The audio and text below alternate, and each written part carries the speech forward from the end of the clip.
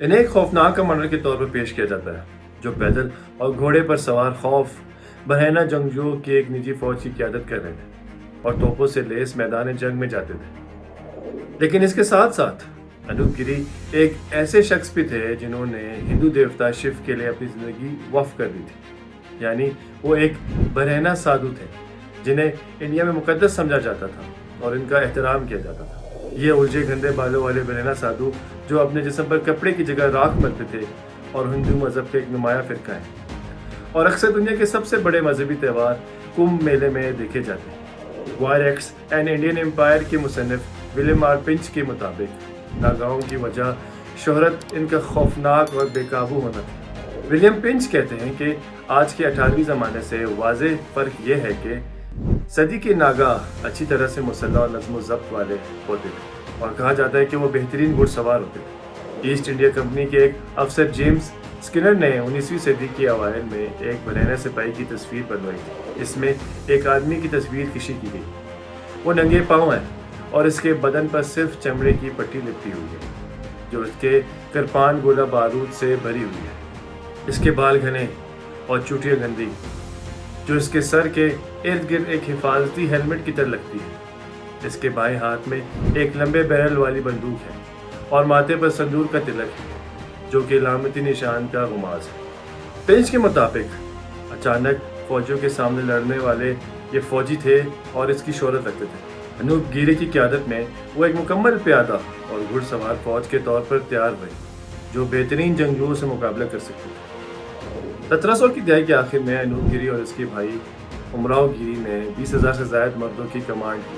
18ویں صدی کے آخر تک توپ اور گولے سے لیس سنیاسی سپاہیوں کی تعداد میں ڈرامائی طور پر اضافہ ہوا۔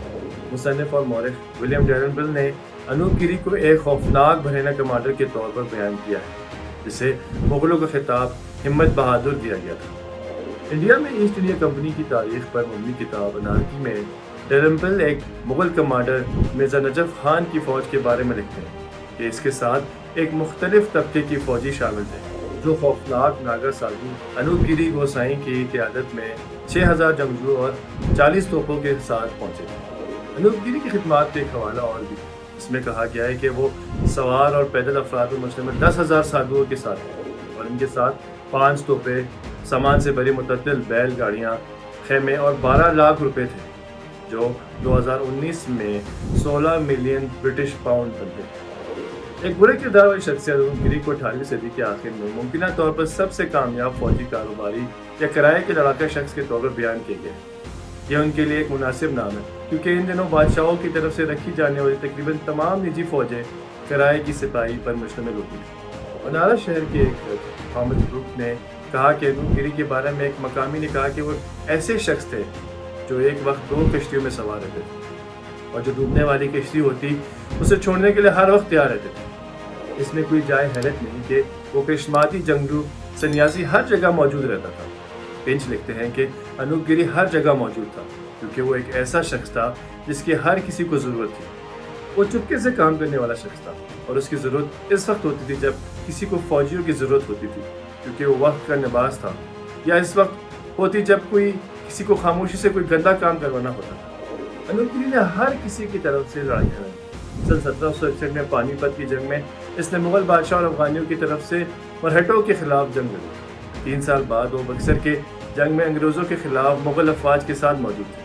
انوپ گری نے دہلی میں فارس کی موت جو نجف خان کے عروج میں بھی کلیدی کردار ادا کیا تھا اس میں موجود تھے۔ بعد میں انہوں نے مراٹھوں سے منہ موڑ لیا اور انگریزوں کے ساتھ فوج میں شامل ہو گئے۔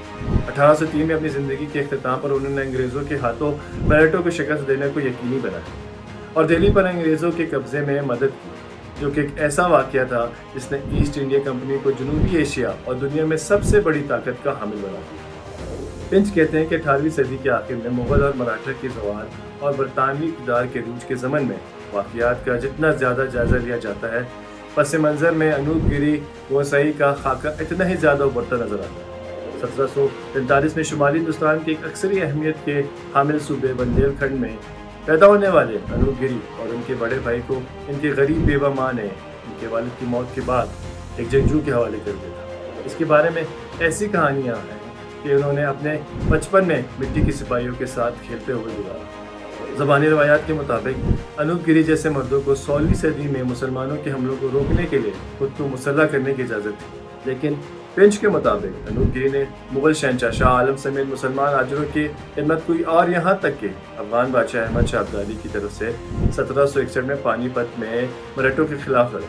ان کی زندگی کا جشن منانے والے نظمیں ان کی گروہ میں موجود مسلمان فوجیوں کے بارے میں بتاتی ہیں۔ پنچ کہتے ہیں کہ وہ کالا ذات میں پیدا نہیں ہوا تھا، اور وہ جانتا تھا کہ کس طرح اور کب لڑنا ہے اور کب بھاگنا ہے۔ وہ جانتا تھا کہ مخالفین اور اتحادیوں کو یکساں طور پر کیسے گائل کرنا ہے، کہ اس کے پاس کھونے کے لیے کچھ نہیں تھا۔ وہ ایک ایسا دور تھا جہاں مسلح سنیاسی کو کھلے عام کام کرنے کی اجازت تھی، ایک ایسا دور جس میں ان کے بارے میں کہا جاتا تھا کہ وہ لوگ ہیں جنہوں نے موت کو فتح کر لیا۔ بکسر کے فیصلہ کن جنگ جس نے بنگال اور بہار پر برطانوی اقتدار کی توسیع کی، اس کے بارے میں ٹرنپل اپنے ڈرامائی انداز میں بتاتے ہیں کہ بری طرح سے زخمی ہونے والے انوپ گری نے مغل بادشاہ شجاع الدولہ کو میدان جنگ سے فرار ہونے پر آمادہ کیا۔ کہتے ہیں اس وقت مرنے کا کوئی فائدہ نہیں، ہم آسانی سے جیت جائیں گے اور کسی اور دن بدلہ لے لیں گے۔